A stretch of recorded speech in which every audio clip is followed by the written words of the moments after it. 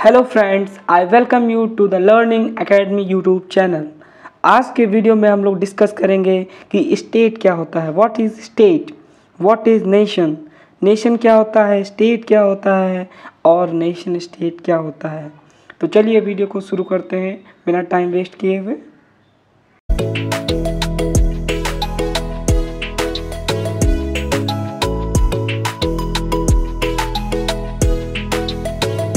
Now let us discuss about state.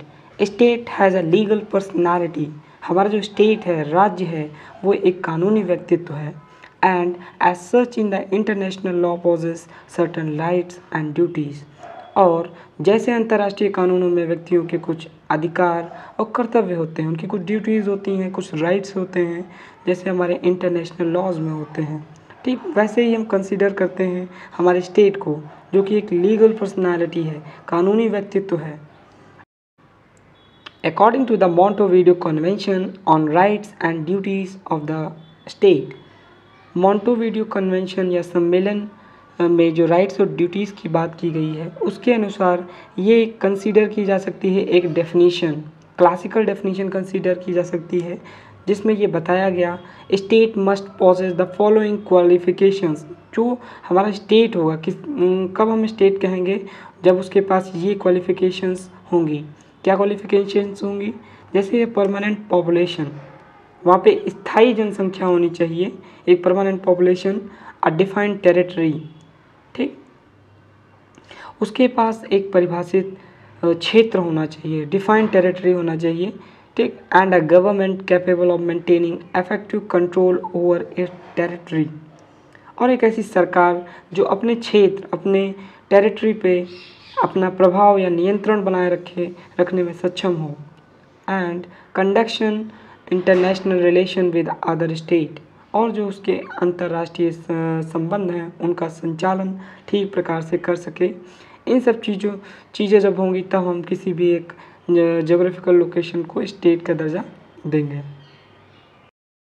Now we will discuss about nation. Nation refers to the group of people who share some or all common identities या फिर cultural traits. हमारा nation, राष्ट्र का निर्माण कब होता है? जब एक प्रकार के लोग, एक जैसी भावना जिनके अंदर है, एक जैसा इतिहास है उनका, जब वो लोग एक साथ मिलजुल कर रहते हैं, तब एक राष्ट्र का निर्माण करते हैं, एक नेशन का निर्माण करते हैं। जो हमारे कल्चरल ट्रेड्स हैं, जैसे कि हमारा हिस्ट्री हो गया, लैंग्वेज हो गया, रिलीजन हो गया, एथनिक या रेशियल ग्रुप हो गया, पॉलिटिकल इंस्टीट्यूशन हो गया, a common economic life and a geographical location. इसको हिंदी में अगर हम समझें कि हमारा एक जैसा इतिहास है, एक जैसी भाषा है, एक जैसा धर्म है, एक जैसी जाति है या फिर नस्लीय समूह है, राजनीतिक संस्था जो है हमारी वो एक जैसी रही है over the period of time, या सामान्य आर्थिक जीवन है, एक जैसी लाइफ है, इकोनॉमिक लाइफ है, और भौगोलिक स्थिति भी एक जैसी है, तब हम कहेंगे कि एक राष्ट्र का निर्माण हो रहा है, या राष्ट्र या नेशन की डेफिनेशन को डिफाइन कर रहा है।